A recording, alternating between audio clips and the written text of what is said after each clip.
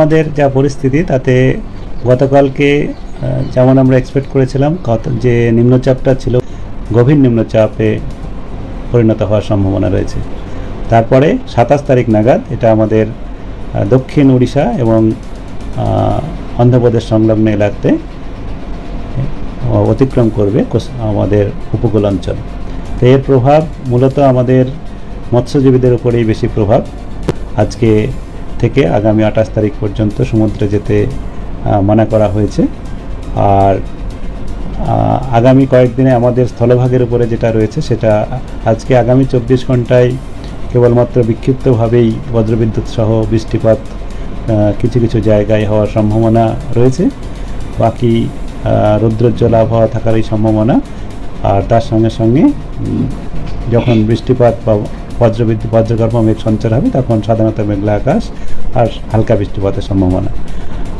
আর আগামী কাল থেকে যেটা আমাদের দক্ষিণবঙ্গে যেটা রয়েছে সেটা মেঘের পরিমাণ কিছুটা বাড়বে এবং সাধারণত মেঘলা আকাশ প্রায় সর্বত্রই থাকবে এবং প্রায় সর্বত্রই হালকা থেকে মাঝারি বৃষ্টিপাত হওয়ার সম্ভাবনা রয়েছে আগামীকাল মূলত রাত্রে থেকে 27 তারিখে। এবং 27 তারিখে প্রায় সর্বত্রই আমাদের পশ্চিম ও দক্ষিণবঙ্গের সমস্ত জেলাতে হালকা থেকে মাঝারি বৃষ্টিপাত সম্ভাবনা রয়েছে।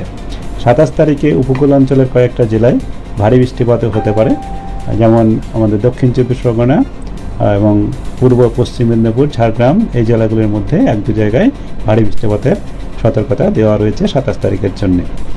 আর 28 তারিখ থেকে আবার আমাদের বৃষ্টিপাত কমবে, কারণ 27 তারিখে পরে যখন আমাদের স্থলভাগ অতিক্রম করে যাবে গভীর নিম্নচাপটি, তারপরে এর প্রভাব আরও কমতে থাকবে। আর উত্তরবঙ্গে যেটা রয়েছে সেটা উত্তরবঙ্গেও আগামী 24 ঘন্টাতে বিক্ষিপ্তভাবেই হালকা থেকে মাঝারি বৃষ্টিপাত সম্ভাবনা।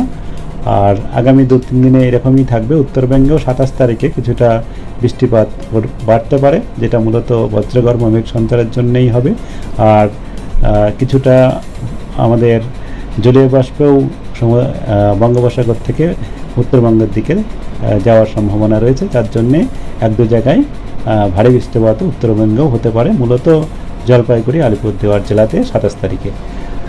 আর 27 তারিখের পরে উত্তরবঙ্গ এবং দক্ষিণবঙ্গ 2 জায়গাতেই বৃষ্টিপাতের পরিমাণ ধীরে ধীরে কমবে। 28 আর 29 বা 30 এই সময়ে আমাদের কেবল বৃষ্টিপাত থাকবে, তবে ভারী বৃষ্টিপাতের কোনো সতর্কতা নেই।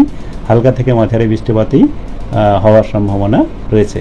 কলকাতা তার পার্শ্ববর্তী অঞ্চলের জন্য যেটা বলা হয়েছে তাতে আজকে মূলত বেশিরভাগ সময় আংশিক মেঘলা আকাশ, তবে সন্ধ্যা বা রাত্রের দিকে কিছু সময়ের জন্যে সাধারণত মেঘলা আকাশ হতে পারে, যেটা জন্যে হালকা থেকে হালকা বৃষ্টিপাতও বজ্রগর্ভ মেঘেদের জন্য হতে পারে।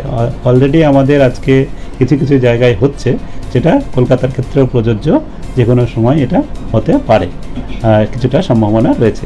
আর 27 তারিখে তবে বৃষ্টিপাত বেশ কয়েক পশলা হালকা থেকে মাঝারি হতে পারে, তবে সর্বমোটভাবে মাঝারি বৃষ্টিপাতের সম্ভাবনায় রয়েছে।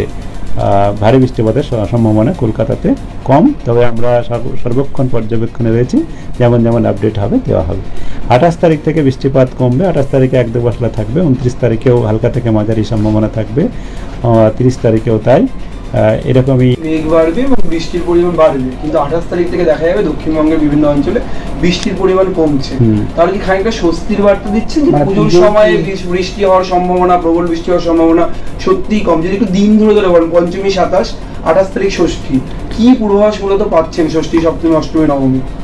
হ্যাঁ, 28, 29, 30 বা 1 তারিখ পর্যন্ত যেটা আমাদের আজকে বলা হয়েছে আগামী 7 দিনের পূর্বাভাসের মধ্যে, তাতে 28, 29, 30, 1 এই 4 দিনে মেঘলা কিছুটা থাকবে, তবে আপনার বৃষ্টিপাতের সম্ভাবনা একেবারে নয় তা নয়, বৃষ্টিপাতের সম্ভাবনা রয়েছে, তবে ভারী বৃষ্টিপাতের কোনো সতর্কতা আপাতত দেওয়া হয়নি।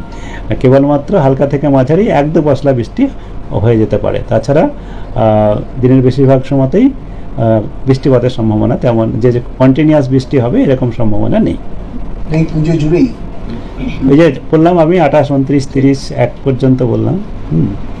সেই পুজোর দিনগুলো আমাদের পঞ্চমী শুরু হচ্ছে 27 তারিখ, তারপর দশমী 2 অক্টোবর, কেমন থাকবে, কেমন কাটবে? হ্যাঁ, পুজোর দিনগুলো আমি এখনই বললাম, যেটা কলকাতা তার পার্শ্ববর্তী অঞ্চলের যেটা বললাম, আমাদের 27 তারিখে বৃষ্টিপাতের সম্ভাবনা রয়েছে এবং সারাদিনই মেঘলা আকাশের সঙ্গে সঙ্গে বেশ কয়েক পশলা হালকা থেকে মাঝারি বৃষ্টিপাতের সম্ভাবনা থাকছে। 28 তারিখ থেকে বৃষ্টিপাতের পরিমাণ কমবে, 27 তারিখের তুলনায় কমে যাবে। সেখানে 28 তারিখে 1-2 পশলা, 29 তারিখে আরেকটু কমবে, 30 তারিখেও কম থাকবে, আর 1 তারিখে আবার সামান্য একটু বাড়তে পারে, তবে কম থাকার সম্ভাবনাই আছে বেশিরভাগটাই। মানে সাধারণ মানুষ যে ভয়টা পাচ্ছিলেন যে মুষলধারে বৃষ্টি হবে পুজোর সময়, সেই বৃষ্টিটা হচ্ছে না, তাই তো? যেটা ওই যে 1-2 পশলা আপনার বৃষ্টিপাত, যেটা হালকা থেকে মাঝারি কিছু সময়ের জন্য হয়তো একটু ইন্টেন্সিটিও হয়ে যেতে পারে, কারণ এটা বজ্রগর্ভ মেঘের সঙ্গে সাথে বৃষ্টিপাতই হবে। তবে এরকম নিম্নচাপ বা নিম্নচাপের যে প্রভাব, সেই প্রভাবটা থাকবে না, যে সবসময় বৃষ্টিপাত বা অঝরে সবসময় বৃষ্টিপাত হয়ে যাচ্ছে, অনেক 4-5 ঘন্টা ধরে হয়ে যাচ্ছে, এরকম হওয়ার সম্ভাবনা কম। কেবল ওই কিছু সময় ধরে বৃষ্টি হলো, আবার মেঘলা আকাশ থাকলো, এরকমই।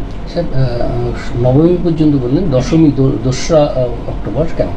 হ্যাঁ, 2রা অক্টোবরটা আমাদের এখন আগামীকাল আবার বলবো আপনি, আমাদের 7 দিনের মধ্যে একটু বাইরে আসছে।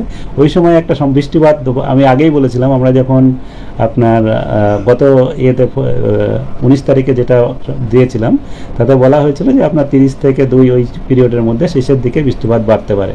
আমি একটু আগে যেটা বললাম, 1 তারিখেও রাত্রে নাগাদও একটু বাড়তে পারে এবং 2 তারিখেও বেশি সম্ভাবনা, কিছুটা বাড়ার সম্ভাবনা রয়েছে।